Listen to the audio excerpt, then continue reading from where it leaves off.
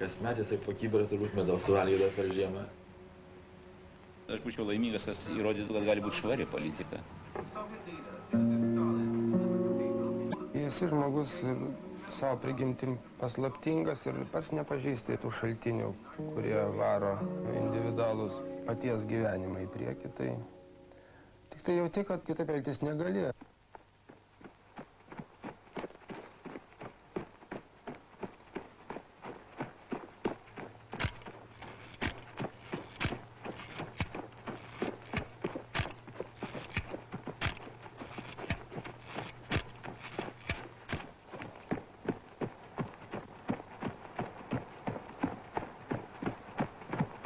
Neįmanoma pasišalinti dabar nuo žmonių pabūti vienam. Mintis ateina bet kur ir bet kada ir tuo metu, kai jau tu galvoji, tai esi vienas susikaupęs ir nepastebi, kur tu tuo metu esi. Vienas mano bičiulis sakė, kad filosofija kuriama troleibusuose Vilniuje, pavyzdžiui, Pentijų.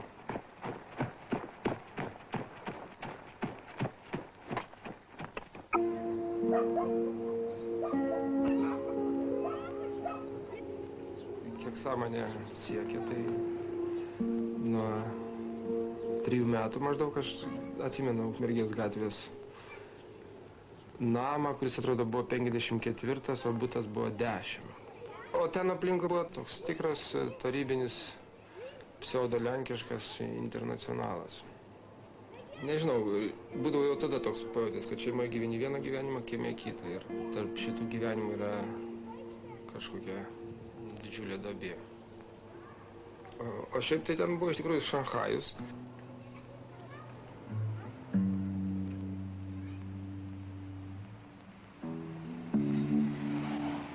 Aš nesuprantu tų žmonių, kurie sako, kad šeimoje aš vienoks, visuomenė kitoks, kur reikia meluoju. Per daug silpni. Visi jaučiasi ir kas įdomiausia, kad labai savęs gaili žmonės. Daug labai yra dalykų, dėl kurių gėda pačiam. Bet vis tiek supranti, kad tai yra tavo nuosavybė, ta praeitis. Ir jinai yra, visų tavo minčių apie ateitį pagrindas. Vienas iš svarbiausių žmogaus uždavinių yra išsaugoti sąmonės ir sąžinės vientisumą.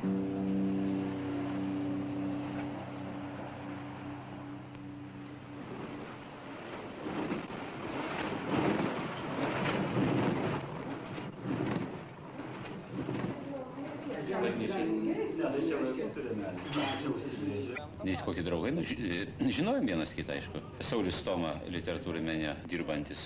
Jam kyla idėja nepriklausomą laikraštį, kokį, kaip susitiko su Juozaičiu. Ką čia daryti, reiškia, paskambino man. Tai mes pašnekėjom 10 minučių, čia nuėjom į spaustuvę, tai per kokį 40 minučių ir pradėjo sukti, žodžiu. Reikia sukultūrinti mūsų politiką, tokią laukinį tokį politikavimą. Juo labiau, kad dabar mes įžengsim į tokį pereinamą laikotarpį, į laukinę, tokią urvinę kapitalizmą. Daugelis sako, kodėl ne Šiaurės Roma, kodėl ten ne Šiaurės Riazanė, tenai. Šiaurės Atėnai tai svajonė yra, siekimybė tokia. Po mėnesio tai yra.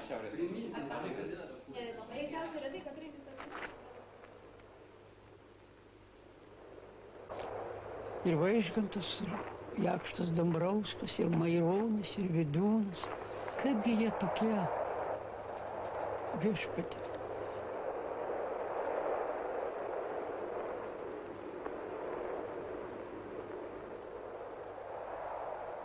Anot Jakšto Dambrausko.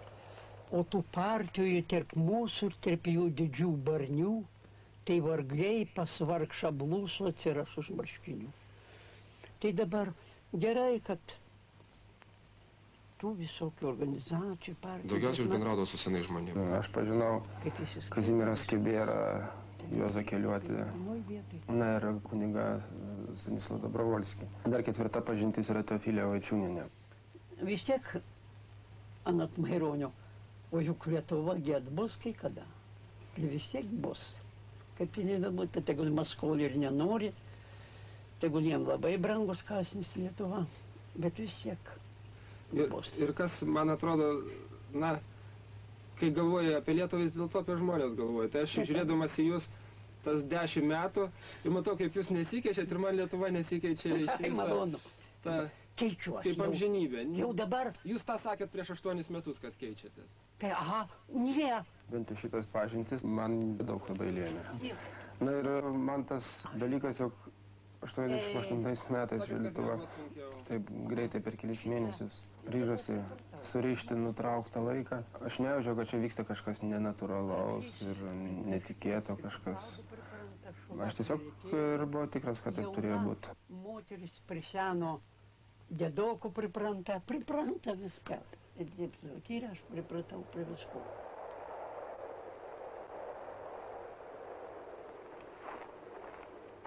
Paskui jau kaip pažinau, sakykime, Sokratą, tai ta frazė daryk ir tu gyvensi yra unikali. Iš tikrųjų, tu darai ir gyveni. Ir kodėl tu tą darai, negali žinoti, tik tai tikrini savo darbo vaisius pagal žmonių reakciją.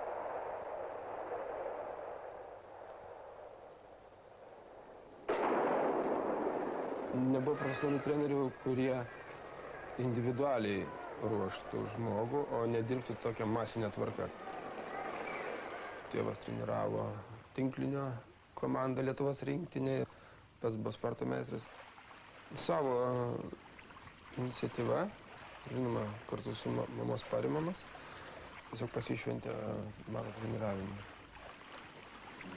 Čia buvo nuolatinis konfliktas su Tarybų Sąjungos rinktinė ir iš viso prieš olimpiadinis laikas tai buvo net baisus.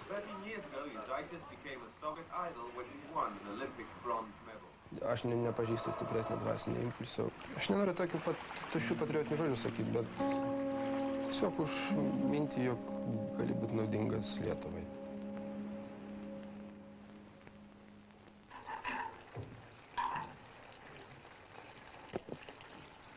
Nesu nelaimingas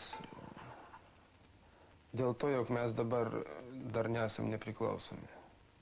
Man yra visiškai suprantama ir natūrali būsena konfliktas. Nepriklausomybei atėjus nebus to didžiulio džiaugsmo, kaip kad dabar atrodo. Pradėsim gyventi normalų gyvenimą ir vertinsim tą naują būvį kaip natūralų. Tai bus tarptautinis gyvenimas civilizuotai Europoje, sakykime, europiniai kultūrai, pasaulyje galų gale. Tai bus natūralu. Tokiu momentu susipina laikai ir nieko nebesupranti, kokioj to epochoje gyveni. Ir dar tie patys gyvi žmonės ir, ten neįtikėtina. Keliotis man davęs tokį jau nebepalaužiamą tikėjimą, kad prarasta yra pats didžiausias dalykas, koks galėjo būti mūsų tautai skirtas. Ir kad kažką reikia daryti. Vilties yra. Politika yra įvairus menas. Tai ir kompromisų menas, galimybių menas. Tai yra ir menas susilaukti pasitikėjimą arba išsikovoti pasitikėjimą, bet dar yra menas susimedžioti rėmimą. Šitą meną mums reikia bijoti. Kaip velniai kryžius. Ar tu bandysi pakeisti politiką, kad joje lemtų ne vien tik tai populiarumo ir pigaus palaikymo dėsniai. Tai aš apsisprendžiau, kad aš negaliu likti.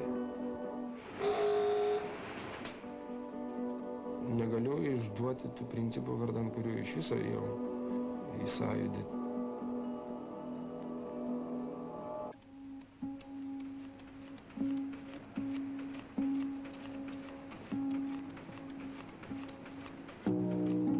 Pats supratimas yra laiko reikalaujantis dalykas. Ir nereikia bijoti, kad nesupranta iš karto. Svarbu, kad tu galėtum atsakyti už savo žodžius ir jeigu sąžinė vientisa, ilgalaikė, tai tu šios žodžius galėsi atsakyti ir už 10 metų ir paaiškinti, kodėl tu taip darėjai. Ir aš galvoju, kad reikia dar pasistengti sykį ir išeiti iš politikos tam tikram laikui, kad padaryti kažkokią įtaką iš šalies. Ateina galimybė būti laisvam, iš tikrųjų. Dabar pasimetimas yra didesnis, negu kad buvo iki sąjūdžio. Nes žmonės labai daug kas tiesiog turi pasakyti savo, kad jie yra ne vientisos sąžinės. O kaip šitą pasakyti?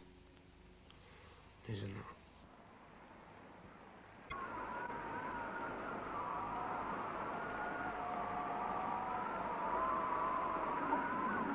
ateina kažkokia distancijos vidury riba ir dega visas organizmas nuo deguonies trūkumo. Kai dar buvau vaikas visai, tai norėdavosi sustoti. Ir ten reikia kažkaip peržengti šitą ribą ir paskui tiesiog jau plauki toliau su tos skausmu gana ilgai. Reikia patirti ir paskui galima gyventi.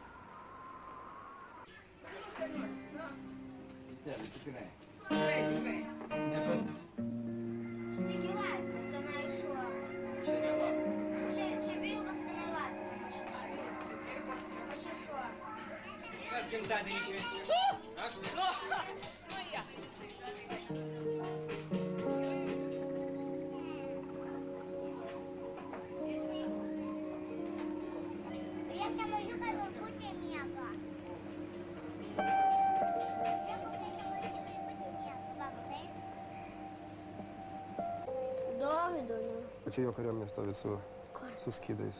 Kur to? Apsirikiavus. Šis karys buvo apsiginklavęs ilga ietim, apsivilkęs sunkiais šarvais ir prisidengęs dideliu skydu. 40 dienų iš eilės jis išeidavo iš filistiečių stovyklos ir matydamas, kad niekas nedrįsta susiremti su juo, tyčiojosi iš izraelitų ir žemino juos. Pamatęs milžiną Galijotą ir išgirdęs, kaip šis plūsta Dievo tautą, Dovydas nutarė stoti su juo į dvikovą. Saulius bandė jį atkalbėti, bet Dovydas papasakojo, kaip Dievas jam padėjo kovojant su liūtu ir lokiu. Tada Saulius leido jam eiti ir aprengė jį savo šarvais. Bet Dovydas buvo nepratęs prie tokio apsirengimo ir nusiėmė šarvus.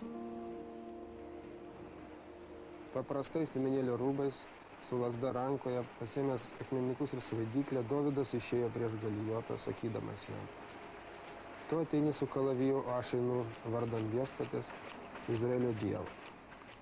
Ir Dovydas įdėjo į svaidyklę akmenuką ir paleido į Galijotui tiesiai į kaktą. Milžinas griuvo ant žemės.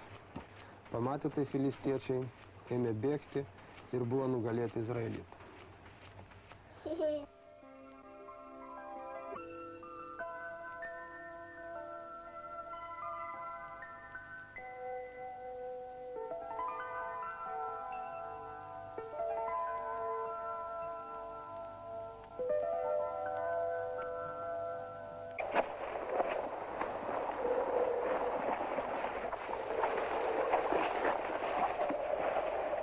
Galbūt po to metų kažkas pasikeis, negali žinot, nes šis mes nieko negalim žinot, kaip viskas keičiasi.